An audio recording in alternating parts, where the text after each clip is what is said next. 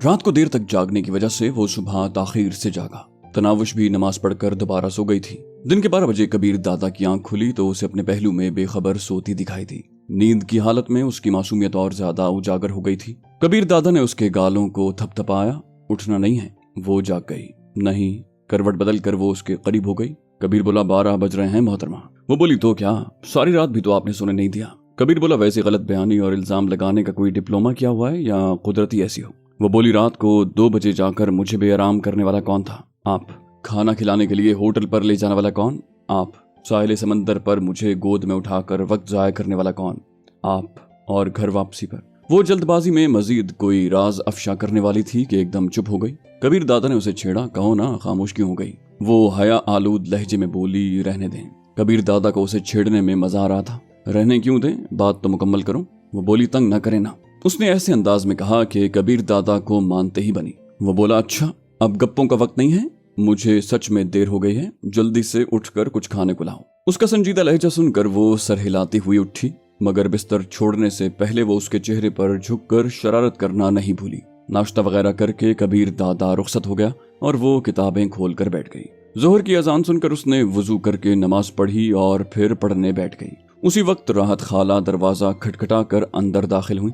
बेटी पाशा साहब आपको मिलने आया है। उसने हैरानी से दोहराया, पाशा साहब? राहत खाला ने मुख्तसर अल्फाज में पाशा का तारुफ करवाया।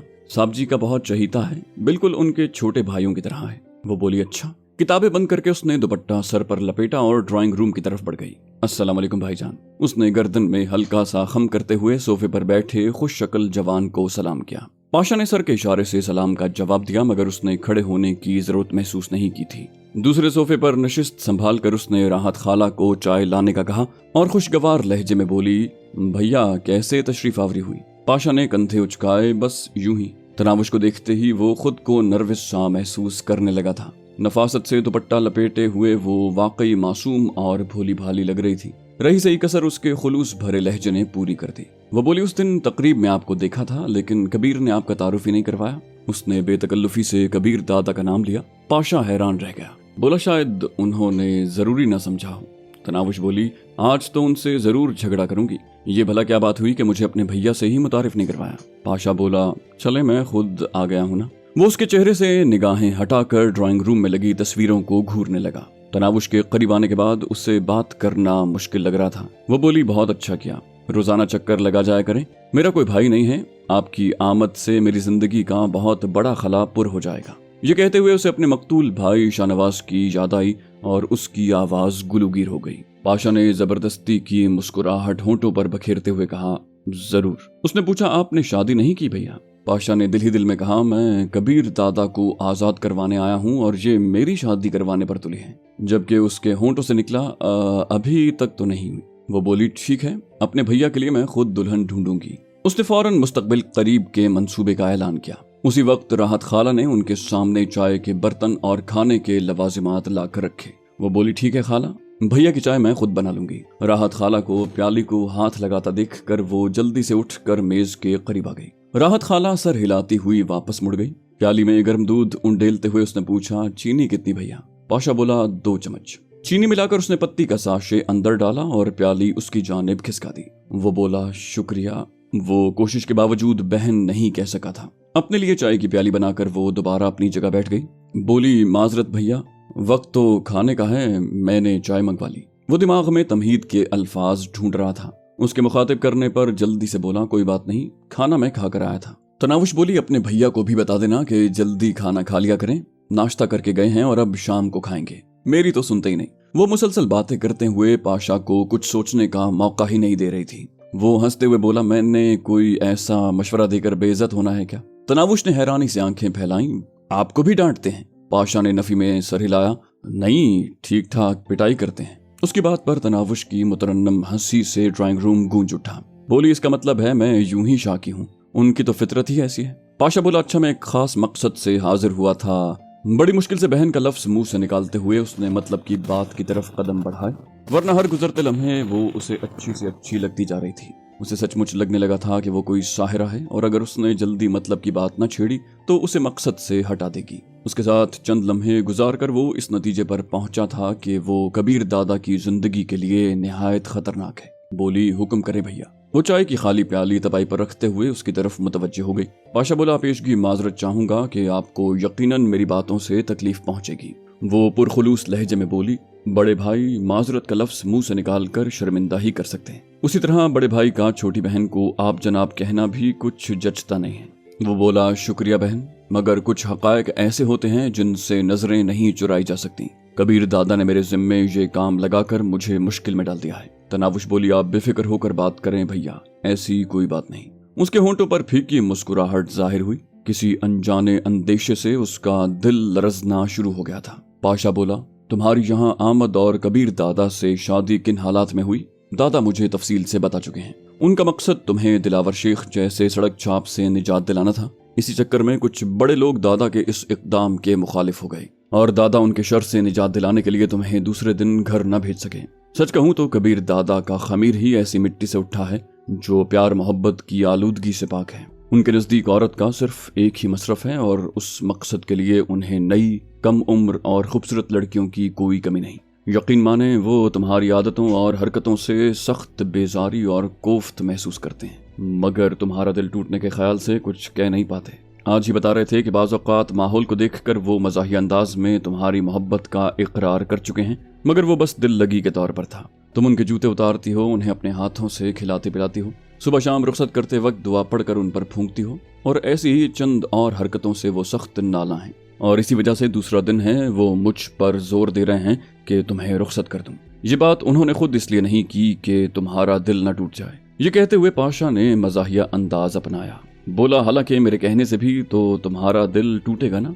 खैर, यहाँ से जाने के लिए तुम्हें जितनी दौलत दरकार हो मुझसे बेझिझक मांग सकती हो। बाकी जहाँ तक तुम्हारी हिफाजत का ताल्लुक है तो उन्होंने मुझे छूट दी है कि तुम्हें पाकिस्तान के किसी भी शहर में मुंतकिल कर सकता हूँ। वहाँ पर अच्छी रिहाइशगाह और कार वगैरह खरीद कर देना भी मेरी जिम्मेदारी है। इसके अलावा भी कोई मुतालबा है तो तुम बेतकल्लुफी से इजहार कर सकती हो, मगर अब मजीद यहाँ नहीं रह सकती। पाशा के अल्फाज नहीं, पिघला हुआ शीशा था जो उसके कानों में कतरा कतरा करके टपकाया जा रहा था। उसकी बात खत्म होते ही वो बमुश्किल बोली, आपको भाई कहने के बाद किसी गुस्ताखी के इजहार पर मुझे शर्मिंदगी होगी। पाशा बोला, शुक्रिया, मगर मैं इजहार हकीकत से तो पीछे नहीं हट सकता ना। और सच यही है कि कबीर दादा तुम्हें मजीद बर्दाश्त नहीं कर सकते। वो बोली, अगर ऐसा होता तो वो खुद कह देते, वो तो थोड़ी देर पहले बहुत प्यार से रुखसत होकर गए हैं। पाशा बोला, वजह बता चुका हूँ, बल्कि गुज़श्ता रात जब वो तुम्हें घर से उठाने गए थे तो उसकी वजह मोहब्बत नहीं, तुम्हारी हिफाजत का ख्याल था। उन्हें उड़ती उड़ती इत्तला मिली थी कि कोई तुम्हें अगवा करने की कोशिश में है, बस वो तुम्हें घर से उठा लाए और तुम्हें डर न लगे, इस वजह से तुम्हारी दिलजोई में लग गए। बकौल उनके तुमने वैसे भी 1-2 दिन में चले जाना है। पाशा का कबीर दादा को रात को तनावुश को लेने के लिए जाना और सुबह की अजान के वक्त लौटने की बाबत चौकीदार वगैरह से मालूम हो गया था।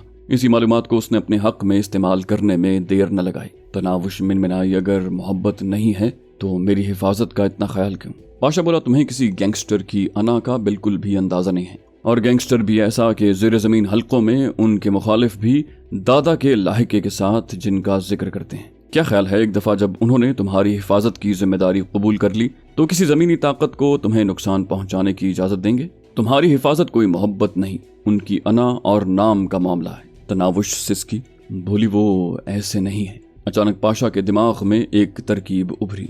वो फौरन बोला, सबूत दे सकता हूँ। तनावुश ने भर्राई हुई आवाज में पूछा, कैसा सबूत? कबीर दादा का यूं किसी तीसरे को दरमियान में लाने के अमल ने उसके दिल को टुकड़े टुकड़े कर दिया था। अगर वो खुद ये अल्फाज कहता तो उसे इतना दुख ना होता और ना वो उसके कहने पर जाने पर तैयार होती, मगर भाई कहने के बावजूद उससे पाशा की बातें बर्दाश्त नहीं हो पा रही थी। पाशा बोला, अच्छा, खामोशी से सुनना। गो ये काम मैं दादा की मर्जी के खिलाफ कर रहा हूँ, मगर तुम्हें यकीन दिलाने के लिए शायद ये जरूरी है। ये कहते हुए उसने मोबाइल फोन निकाला और कबीर दादा का नंबर मिलाने लगा। नंबर मिलते ही पाशा ने स्पीकर ऑन कर दिया। जी पाशा साहब, कबीर दादा की पुर्रोब आवाज सुनाई दी। पाशा बोला, दादा पूछना ये था कि मिस तनावुश जिसे आप अपने लिए मुसीबत समझते हैं उसको कितनी रकम दे सकता हूँ? मेरा मतलब अगर बात 5-10 करोड़ तक पहुँच जाए तो? कबीर ने बज़ाहिर मज़ाही अंदाज में कहा, पैसों की मेरे पास कोई कमी नहीं, बस उससे जान छुड़वा दो यार। तनावुश की समातों में एक जोरदार छन्नाका हुआ, गोया तांबे का बर्तन बुलंदी से पुख्ता फर्श पर गिरा हो। उसे ये अंदाजा नहीं था कि कबीर दादा का ये कहना तनावुश की जात पर उसके एतमाद का इजहार था कि वो कोई भी कीमत लेकर उसे नहीं छोड़ेगी। दूसरा वो पाशा को भी ये बावर करवाना चाहता था कि वो तनावुश से जान छुड़ाना चाहता है। हालांकि गुज़श्ता शब उसके दिल से तनावुश को अलहदा करने का ख्याल निकल चुका था, जबकि पाशा ने तनावुश को मुख्तलिफ अंदाज में बात करके कबीर दादा से एक ही फिक्रा उगलवा कर अपनी सारी बात की तस्दीक करवा दी थी। पाशा बोला, शुक्रिया दादा, बस यही पूछना था। उम्मीद है जल्द ही कोई खुशखबरी सुनाऊंगा। उसने कबीर दादा से ज्यादा बातचीत की कोशिश नहीं की ताकि लंबी बात से कहीं भांडा ही न फूट जाए। राब्ता मुनक़ता करते ही उसने तनावुश की तरफ देखा, जिसका चेहरा धुआं धुआं हो रहा था। आंखों में नमी और होंठ जख्मी परिंदे की तरह फड़फड़ा रहे थे। एकदम पाशा के दिल में दुख की लहर उठी। उसका दिल चाहा कि उस लड़की को हकीकत बता दे जिसकी हालत मरने वाली हो गई थी, मगर फिर कबीर दादा को निजात दिलाने की ख्वाहिश उसकी रहमदिली पर गालिब आ गई। इस तरह भी अंदाज में हाथ मरोड़ते हुए वो कराही, आप अपने भैया के साथ मिलकर मुझे बेवकूफ बना रहे हैं ना? पाशा बोला, ऐसा बिल्कुल भी नहीं है बहन, असल में कबीर दादा तुम्हारा सामना नहीं करना चाहता, इसी वजह से उसने मुझे दरमियान में डाला है। और मैं तुमसे भी ये दरखास्त करूंगा कि अगर तुम्हारे दिल में कबीर दादा की जरा सी इज्जत मौजूद है तो उनके सामने आकर उन्हें नादिम करने की कोशिश न करना। गो इसके बाद भी वो तुम्हें यहाँ रखने पर तैयार नहीं होंगे, मगर फिर भी मैंने उनसे वादा किया है कि तुम उनके सामने नहीं आओगी, और उम्मीद है ऐसे आदमी की बात नहीं टालोगी जिसे तुम भाई की जगह दे चुकी हो। पाशा ने उसके दिल में मौजूद भाई के जज्बात को अपने मकसद के लिए इस्तेमाल करना चाहा। वो आंसुओं को मजीद नहीं रोक पाई थी। बोली, मैं क्या करूं? पाशा बोला, देखो बहन, रोने धोने से काम नहीं चलेगा। बस ये सोचें कि अब तुम्हें कहाँ जाना है ताकि मैं इस शहर में तुम्हारी रिहाइश का बंदोबस्त कर दूं। यहाँ कबीर दादा से अलहदा होते ही तुम्हें खतरे घेर लेंगे। तनावुश ने सिसकी भरी। बोली, उनसे अलहदा होकर जिंदा कौन रहना चाहता है? पाशा बोला, बेवकूफ न बनो, बात जिंदगी मौत की नहीं है। तुम नहीं जानती कि कराची में किस किस्म के दरिंदे भरे पड़े हैं। वो भेड़िए तुम्हारी जान नहीं, इज्जत के दुश्मन है, और मैं नहीं चाहता कि कोई तुम्हारे दुपट्टे की तरफ मैला हाथ बढ़ाए। यही कुछ कबीर दादा की भी ख्वाहिश है, इसलिए घर जाकर अपनी अम्मी जान से मशवरा कर लो ताकि मैं मतलूबा शहर में तुम्हारी रिहाइश का बंदोबस्त कर दूं। और फिक्र न करना, इससे अच्छा मकान लेके दूंगा और मुस्तकबिल के लिए भी मुस्तकिल आमदन का कोई बंदोबस्त करूंगा। आखिर तुम्हें बहन कहा है? वो बोली, कुछ भी नहीं चाहिए मुझे, कुछ भी नहीं। वो चेहरा हाथों में छुपा कर सिसकने लगी। पाशा बोला, बेवकूफों की सी बात न करो पगली, न तुम कबीर दादा के लिए बनी हो और ना वो तुम्हारे लिए। तुम दोनों का मिजाज, तबीयत, आदात बिल्कुल मुख्तलिफ हैं। और फिर तुम नमाजी परहेजी लड़की हो और वो ठहरे गैंगस्टर जो शराब भी पीते हैं, लड़कियों से गलत ताल्लुकात भी रखते हैं और कातिल भी हैं। ऐसे में निबाह कैसे हो सकता है? ये बात वो भी जानते हैं और तुम्हें भी मालूम है, इसलिए ये रोने धोने का नहीं, शुक्र का मकाम है। तनावुश बोली, क्या आप हमारे घर का अच्छे दामों सौदा करवा कर हमें उसके बदले दूसरे शहर में घर लेकर दे सकते हैं? पाशा का दिल खुशी से धड़का। बोला, कहा ना पैसों की फिक्र न करो।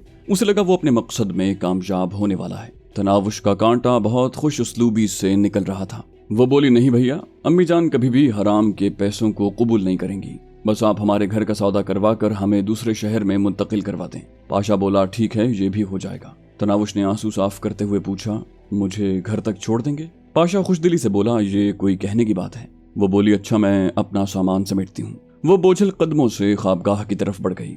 घंटा भर पहले वो जाने किन खुशकुन ख्यालों में गुम थी और अब उसका दिल जैसे कुंद छुरी से काटा जा रहा था। कबीर दादा के बारे में उसके सारे अंदाजे गलत साबित हुए थे और हकीकत बस इतनी ही थी कि उसे तनावुश के अनछुए और पुरकशिश बदन की तलब थी। इसी वजह से उसने तनावुश की मदद की थी और इसी वजह से उसकी झोली में कुर्ब की चंद रातें डाली थीं। खूबसूरत औरतों के लिए मर्द जात यूं ही नर्म दिल बन जाती है और वो कबीर दादा की इस नरमी को मोहब्बत और चाहत समझ बैठी थी। अपने कपड़े और किताबें दो मुख्तलिफ लिफाफों में डालकर उसने हसरत भरी निगाह उस ख्वाबगाह पर डाली और बाहर निकल आई।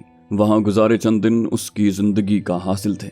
एक गरीब बेतौकीर लड़की ऐसी ख्वाबगाह और कोठी ख्वाब में भी नहीं देख सकती थी और वो आर्जी तौर पर सही उसकी मालिकन बनने की लज्जत से तो बहरामंद हो चुकी थी। कबीर दादा का लाया हुआ लिबास और अलमारी की चाबी उसने वहीं छोड़ दिए थे।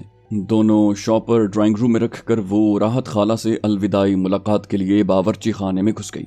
वो सिंक के सामने खड़ी बर्तन धो रही थी। तनावुश के बार बार मना करने के बावजूद वो काम करने से बाज नहीं आती थी। करीब जाते ही वो खाला कहकर उससे लिपट कर सिसक पड़ी। राहत खाला परेशान हो गई। क्या हुआ खाला की जान? वो बोली, आप ठीक कहती थी खाला, वो किसी से मोहब्बत नहीं कर सकते। जिस मर्द को नित नई हसीनाएं दस्तयाब हों वो मेरे जैसी एक पर कब काने रह सकते हैं। राहत खाला ने घबरा कर पूछा, क्या फिर कोई कल मुंह ही आ गई है? वो गुलगीर लहजे में बोली, नहीं खाला, उन्होंने पाशा भाई की ज़बानी मुझे यहाँ से निकलने का हुक्म सुना दिया है। राहत खाला हकला गई। क्या ऐसे कैसे हो सकता है? वो बोली, ऐसा ही हुआ है खाला, बस दुआओं में याद रखना, और अगर मुझसे कोई गलती या गुस्ताखी हो गई हो तो बेटी समझकर माफ कर देना। राहत खाला आंखों में आंसू भरकर उसकी पेशानी चूमने लगी। मेरी प्यारी बेटी। तनावुश एक झटके से उससे अलहदा होकर बाहर निकल गई। पाशा ड्राइंग रूम में उसका मुंतजिर बैठा था। वो उसके हमरा ड्राइंग रूम से बाहर निकल आई। थोड़ी देर के बाद वो कोठी से निकल आए थे। उससे घर का पता मालूम करके पाशा उस समत चल पड़ा।